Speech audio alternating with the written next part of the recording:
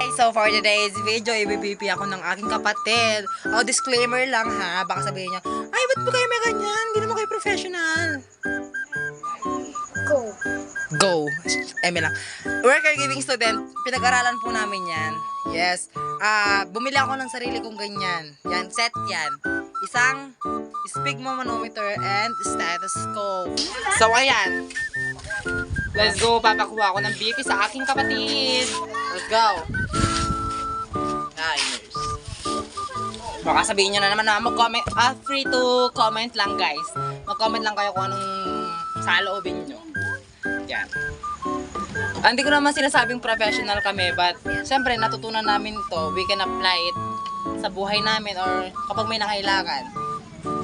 Nagagamit ko rin tong skills na to, guys, dito sa barangay din namin.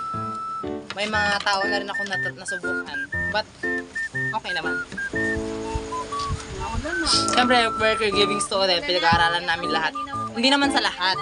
Siyempre, itong paggamit nito, mali mo may patient kami na high blood or nahihilo, kukuha na namin ng ganito. Diba? Ayan! Eto na! Eto na! Eto na! Pakita mo ko. Yan, papakita daw natin si nurse. Ayan!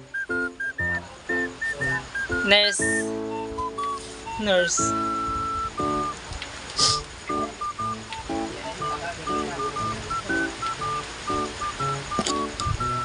Ayan, kukuha na si nurse. Nurse Bantugan. Ito yung ano namin kasi mas maganda daw to kaysa sa digital. Mas maganda yung manual. Ayan. Gumagana siya, oh. Sige mo. May tayo na ako. Nabawasan mo na eh.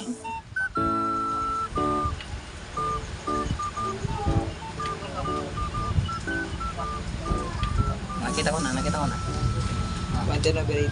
Yes! Perfect siya. 110/80 ang aking bibi. Nakita ko rin. Baka sabihin nyo, ay, hula-hula. Hindi po pwede maghula dito.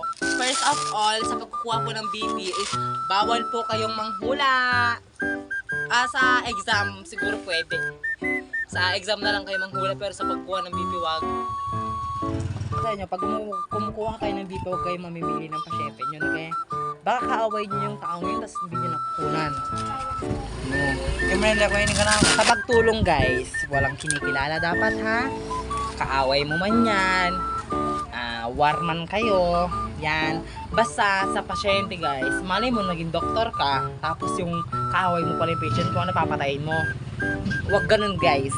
Sa pagiging health worker, sabihin na natin doctor, nurse, caregiver, something, etc. Kung sino ka man na marunong din sa mga ganito, is huwag ka mamimili ng iyong pasyente. Mas maganda kung buhay ang pinag-uusapan, mapagbigay tayo at patulungin. Yun lang. Bye!